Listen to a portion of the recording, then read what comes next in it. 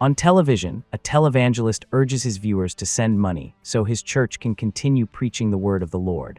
But suddenly, he finds himself trapped in a disturbing room while his program continues playing on the screen.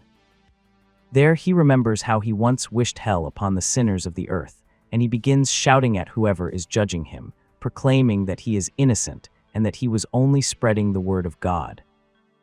To his horror, a thunderous voice orders him to kneel and prepare his testimony.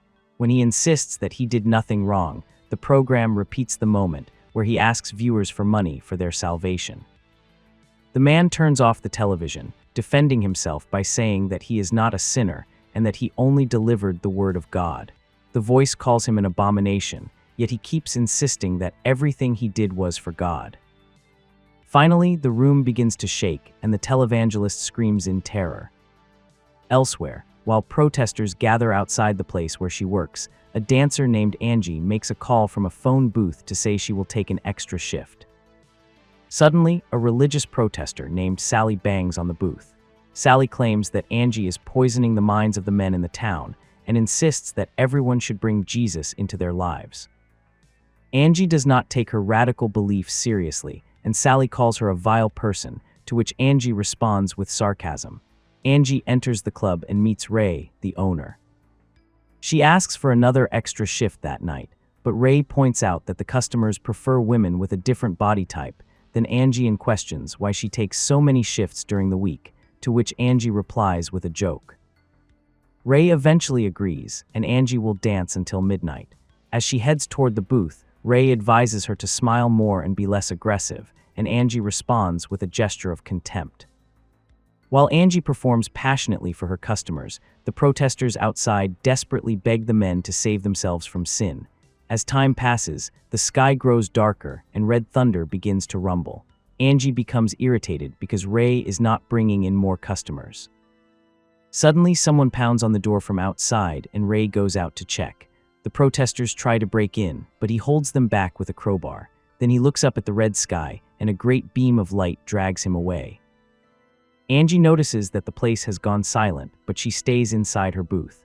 The radio suddenly turns on by itself, playing the voice of the televangelist saying that sinners will burn in hell.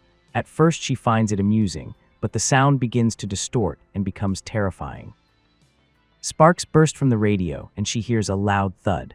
Frightened, she calls for Ray and sees him approaching in the darkness, only to recoil in horror when she sees him choking on his own blood. Ray stumbles away, and Angie is left frozen with fear. When she looks at the money tray, she finds Ray's severed tongue. Terrified, she quickly gets dressed, but the door is stuck. Unwilling to die inside the booth, she tries to pry up the floorboards, but she cannot move them. Through tears, she hears someone on the other side of the door and recognizes Sally's voice. Sally is crying, saying that outside people are tearing the skin off each other with teeth and nails, and she insists that this is the final judgment, just like in the Bible. Angie wants a logical explanation, not a religious story. Sally becomes furious and blames her, saying that people like Angie, along with Satanists and other sinners, have paved the way for Lucifer. According to her, only people like Sally will be welcomed by Christ, while people like Angie will burn in hell.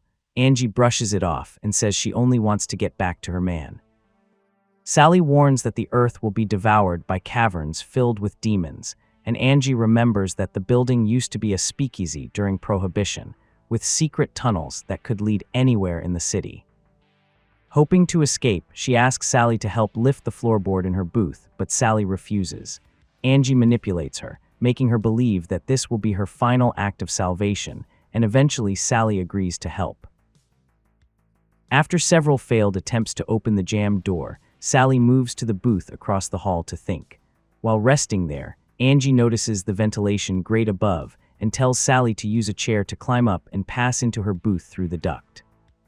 Sally refuses at first, saying the chair is dirty, but after hearing a loud noise outside she climbs up, only to discover that the duct is blocked. Seeing that Angie is the one truly trapped, Sally refuses to help any further.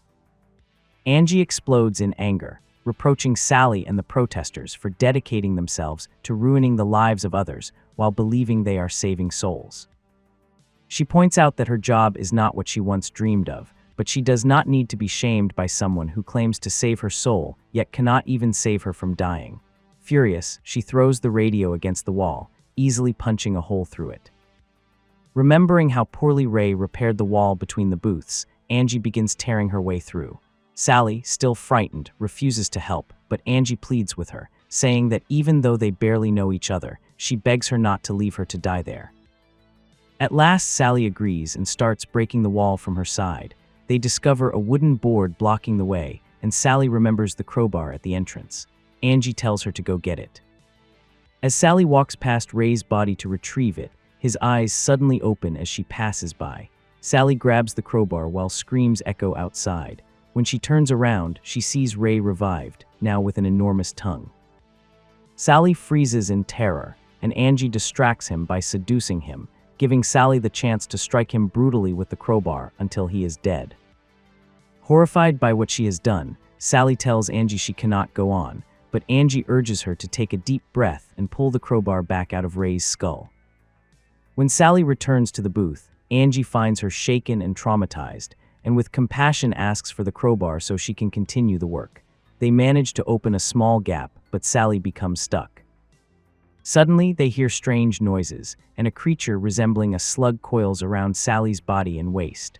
The slug launches itself toward Angie's mouth, but she manages to pull it out and crush it. Then they throw the slug into the other cubicle and block the hole. Sally explains that those are not ordinary slugs, but impure spirits like those from the Garden of Eden, yet Angie ignores her and keeps working on the floor. Meanwhile, Sally continues talking about how her inner light protects her from these creatures, while Angie does not have that protection, which finally makes Angie explode and tell her to be quiet and work.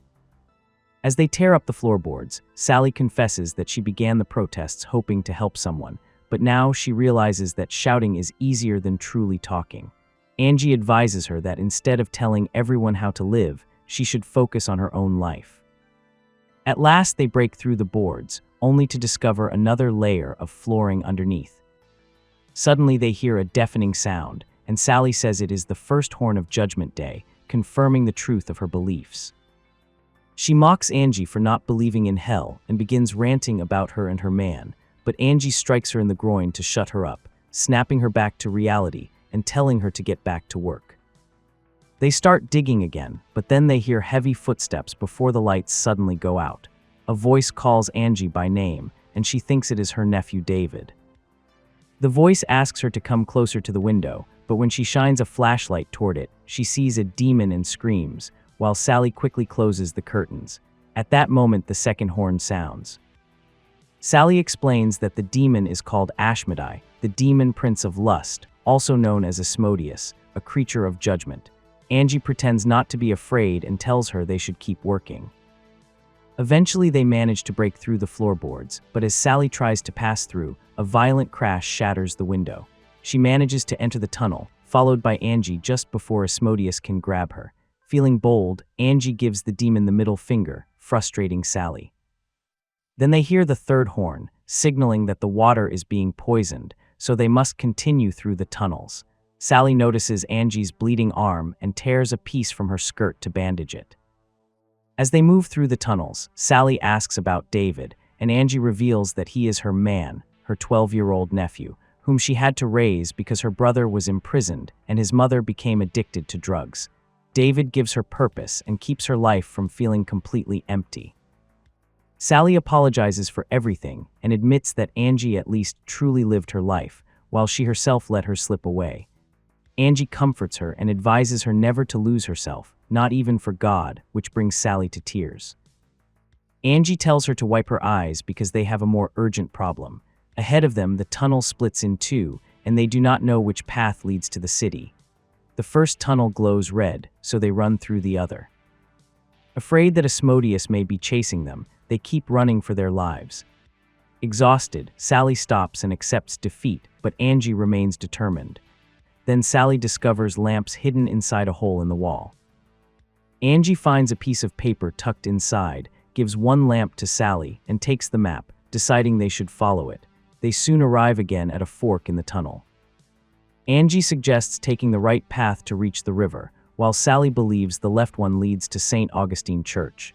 That path would take them too far from David, and for Angie, he is the only thing that matters. Sally insists that they should spend their final hours with God, but Angie replies that perhaps there is no salvation for someone trying to be good, especially since Sally is still standing beside her.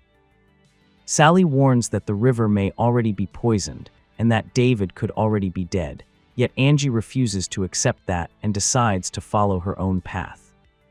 Before they part ways, Sally kneels to put Angie's shoes back on, since she had been walking barefoot, and Angie gives her the crowbar in gratitude. They wish each other luck and separate. As Angie walks down her tunnel, she notices that the path does not match the map. Her flashlight flickers and she hears something behind her.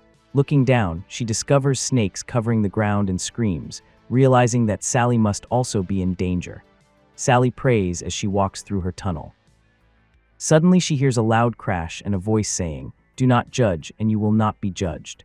The voice calls Sally to her judgment. She closes her eyes, declaring that she is not afraid, but Asmodeus appears silently behind her before vanishing again. Then slugs begin to wrap around her body, suffocating her. Angie suddenly appears and kills them. Regaining her strength, Sally helps Angie, and together they destroy the creatures. They find a door and hurry inside. Sally collapses, realizing that the demons are looking for her, not Angie. Angie tells her that now she understands how it feels to be judged constantly. Sally confesses that she hates Angie not because she is indecent, but because she cannot stop imagining herself as Angie when she dances in the booth. Angie understands and realizes that Sally feels attracted to women, something she never wanted to accept when she was younger. As Sally explains her story, Angie notices that everything outside has gone quiet, and they leave the room. As they move forward, Angie reacts with surprise to Sally's secret, which hurts Sally deeply, making her feel judged again and like an object for demons. Angie starts to apologize, but she suddenly notices that the demons disappeared the moment Sally confessed. Just then the fourth horn sounds, announcing that the moon and the sun will fade away.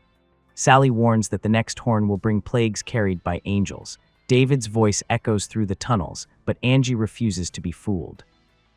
They begin running as Asmodeus insists that there is no escape. Sally realizes that they have been going in circles when she recognizes the same door they came through. A growl echoes from everywhere at once, and Asmodeus appears. Sally tries to strike him with the crowbar, but he grabs both women by the throat, strangling them until they lose consciousness. Angie awakens once again inside the disturbing room, with the radio playing Sally's voice judging her and then confessing her truth. She understands that Asmodeus wants her to judge Sally, but she refuses. Instead, she defends Sally, explaining that her behavior was shaped by religion and that she is still a good person. Angie suddenly wakes again in the tunnel. Asmodeus is still choking Sally, and Angie strikes him with the crowbar, forcing him to release her. Asmodeus remains standing, declaring that they cannot escape.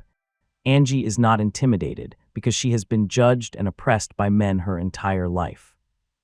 She tries to attack again, but Asmodeus strikes her down. He declares that they will die because Sally still judges her for being a whore. At that moment, Sally appears holding an axe, declaring that Angie is more than that because she is also her friend, and she cuts off Asmodeus's head. Sally runs to Angie, who jokingly calls her a demon hunter. They embrace and agree that they did not judge one another after all. Suddenly, an unknown force drags Sally away, and Angie panics, smashing Asmodeus's head with the crowbar and demanding that he bring her back. Moments later, Sally reappears, and they hug again. Sally explains that Asmodeus screamed and released her, probably because Angie attacked his head. She warns that Asmodeus cannot truly die and that they must escape before he returns. As they carefully continue through the tunnels, Sally tells Angie that in the disturbing room she considered her the most righteous person she had ever known, and Angie thanks her, saying that she too is righteous. Soon they see the entrance to the church, but Sally questions why St. Augustine Church would have an underground door if it is a modern building. Angie tells her to stop worrying because they have finally reached their sanctuary and David is waiting for them. Sally wonders about the rest of the world, but decides to stay silent. The two women open the door together, holding hands. Asmodeus laughs, and the fifth horn sounds while the two women keep moving forward, unaware that they are trapped inside an endless labyrinth of tunnels in hell.